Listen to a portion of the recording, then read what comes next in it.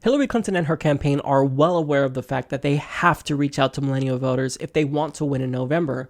Now, previously, I've actually made fun of Hillary Clinton and her campaign because I think the strategy that they're employing to get millennials to come on board is honestly, for the most part, it's laughable, but part of it is good. So on one hand, I think that by going to college campuses, this is a good way to win over younger people on their own turf. But on the other hand, she's going to win over voters with, quote, her authenticity. And furthermore, when you use campaign surrogates like Katy Perry and Lena Dunham, it's just, it's not going to work. And furthermore, if anything, you're going to push more young people away because it's just downright insulting. I've said that if she actually does want to win over some of Bernie Sanders supporters who are currently Bernie or bust, she's going to actually have to appeal to them with policy, not with these stupid pop singers and whatnot who don't know anything about politics and probably couldn't tell you the difference between a Democrat and a Republican.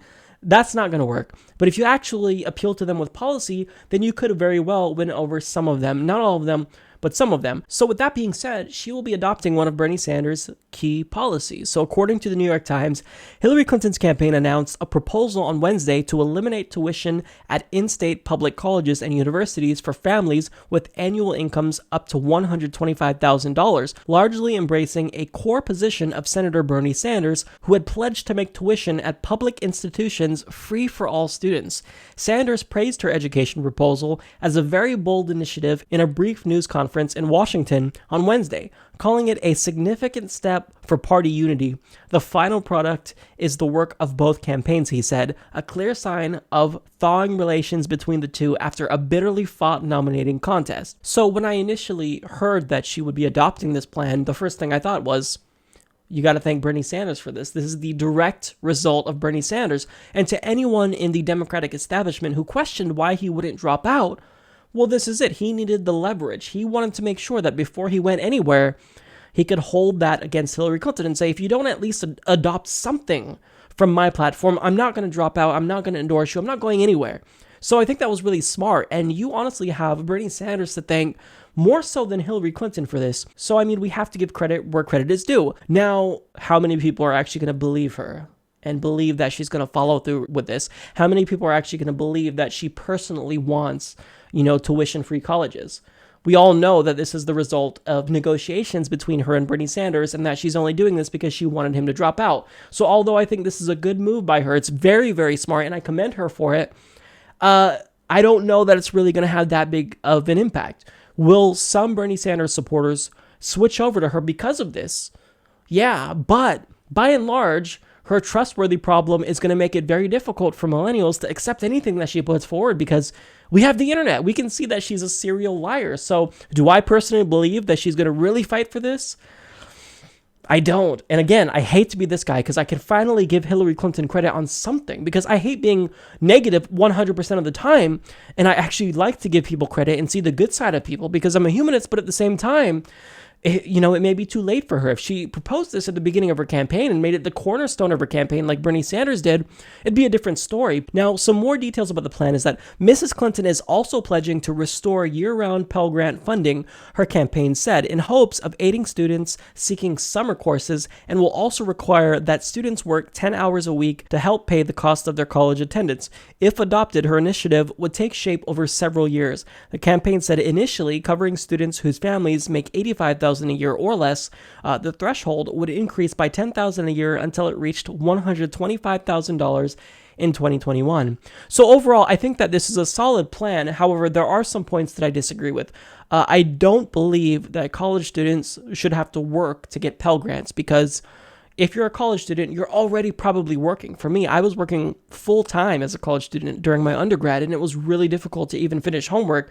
So the fact that they have to work is really difficult. And furthermore, we already have work-study programs, so this doesn't really change that much. But the fact that she is going to make Pell Grants available during the summer is a good thing because I am a student who heavily relied on Pell Grants. I also had to rely on student loans, but I did qualify for Pell Grants that I was not able to get during the summer when I wanted to take classes during the summer. So this would have helped me. There is one other issue that I have with this plan. I don't like the $125,000 cap, and this is where she differs with Bernie. So Bernie says, everyone can go to college tuition free if you go to a public university.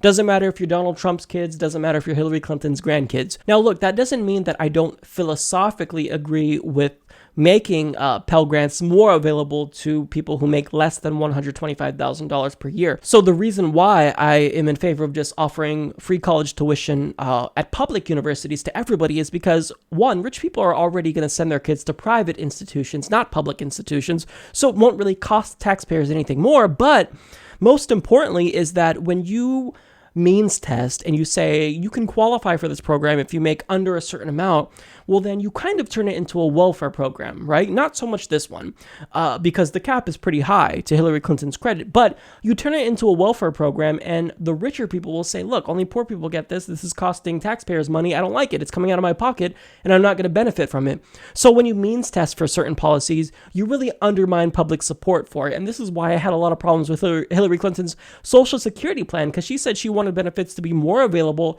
for people who make less money. And again, I agree with that, but it undermines public support and it makes people who are conservative in Congress want to challenge it because their constituents who are more wealthy will be against it. So that's why I think that it should just be free college tuition for everybody, because it just, in the long run, it's going to make the plan better. It'll make it stronger because people won't be against it. Now, here's what's the best part is that she's actually putting forth a concrete plan with details and she's not just using rhetoric. Now, does this mean I'm going to vote for Hillary Clinton? No, it doesn't, because I don't actually believe that she's going to fight for this. You have to applaud her for it. This is a good move, but I don't believe her, and I'm still not going to vote for her because I like Jill Stein's plan a lot better, so I will be voting for Jill Stein. And furthermore, I mean, look, this wouldn't have even become a campaign thing for her if it wasn't for Bernie Sanders. So because her arm was twisted, into doing this, I can't believe that she's actually going to fight for it. And I think I'm not alone here. So while I can give Hillary Clinton credit on one hand for actually being smart and trying to win over millennials with policy, I think it may be too little too late for her because people don't believe her, and we know that this isn't necessarily something that she came up with on her own. So in the end, I have to give credit, but we have to be realistic about this, that it may not mean much in the end.